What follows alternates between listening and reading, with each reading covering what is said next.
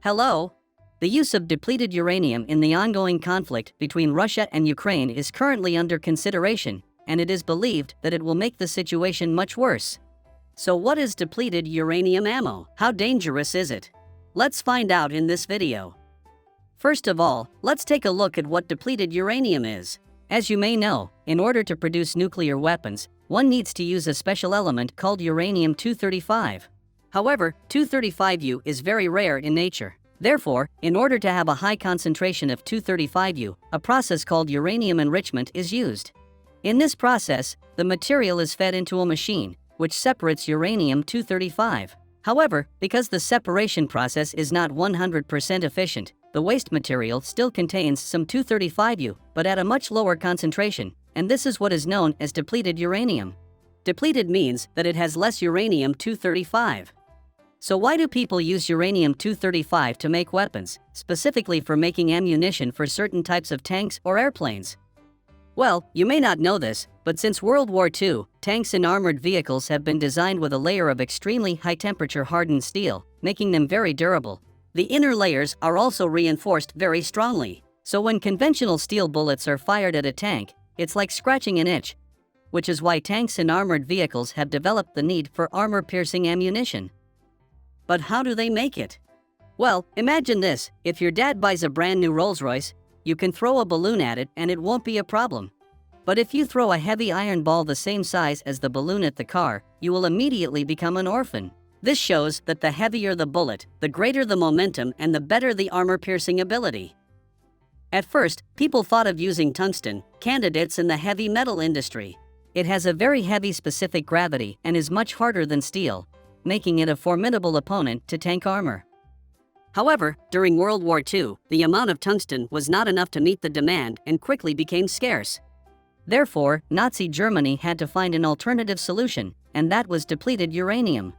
Depleted uranium is not only harder than tungsten and provides better armor-piercing ability, but during the piercing process, it also generates very high heat, making it easy to ignite and detonate the ammunition depot in the enemy's vehicle. After World War II, the United States also began to use depleted uranium to produce anti-tank shells. In addition, depleted uranium was also used in the production of the US's super durable armored vehicles. Russia also did the same, using depleted uranium in their artillery shells. According to Sputnik News, Russia's 3BM-60 shell has the ability to penetrate a layer of armor up to 83 centimeters thick at a distance of 2 kilometers. To put it simply, it can penetrate armor as thick as 4 walls of your house, but made of steel. It may sound unbelievable. Currently, only 6 countries in the world publicly possess this type of ammunition, including the United States, the United Kingdom, Russia, Germany, France, and Israel. Although it is an effective weapon, it is also very dangerous, so it is rarely used. In history, there have only been 2 instances where countries used depleted uranium shells, which were in the Gulf War and in the Yugoslav Wars, both about 20 years ago. So why don't countries use depleted uranium weapons? Is it a nuclear weapon? The answer is no. Depleted uranium weapons, although containing uranium, are classified as non-nuclear weapons. Simply put, they do not use nuclear reactions to destroy targets, but are only used as a material for making shells. However, the use of depleted uranium still causes controversy for 2 reasons. Firstly, environmental issues. There are 2 sides to this debate, with the US side believing that depleted uranium does not affect the environment, while the opposing side believes that depleted uranium can cause radiation pollution. As you may know, depleted uranium still contains a small amount of radiation, so people are concerned that the use of depleted uranium will contaminate water, soil, and air in the conflict zone. The Royal Society of the UK has published a report of over 300 pages and scientific articles to analyze the health risks posed by these types of shells. As for the United Nations, according to the results of research involving the International Atomic Energy Agency, the use of these types of shells does not pose a significant threat of radiation to residents and the environment. The second debate is whether depleted uranium weapons pose a danger to the soldiers of the country using them. The argument of the opposing side is that soldiers' exposure to radiation can be dangerous for them. But the US and UK military argue that the amount of radiation is extremely low, and only long-term exposure can affect health. If the exposure is normal, as in the use during combat, there is no problem. There is no evidence that the military has had health issues when using depleted uranium. As for Russia, when informed that the UK would provide depleted uranium shells for Ukraine's tanks, Russia raised two issues. First, Russia believes that these shells are very harmful. If Ukraine uses them, it is the same as harming themselves and their own people.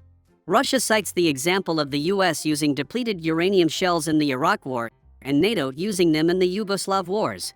The result was that the number of people with cancer in Iraq increased 40 times in 2005 compared to before, and in Yugoslavia, the cancer rate increased by 25% after the conflict.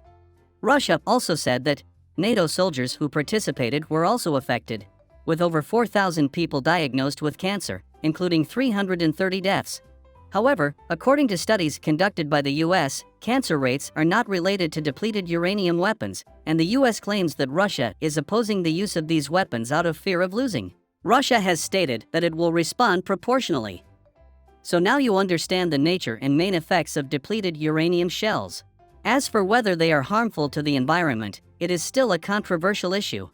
Nonetheless, I personally hope that the war ends soon. It is heart-wrenching to see so many videos of people in Russia and Ukraine suffering, and my heart goes out to both sides.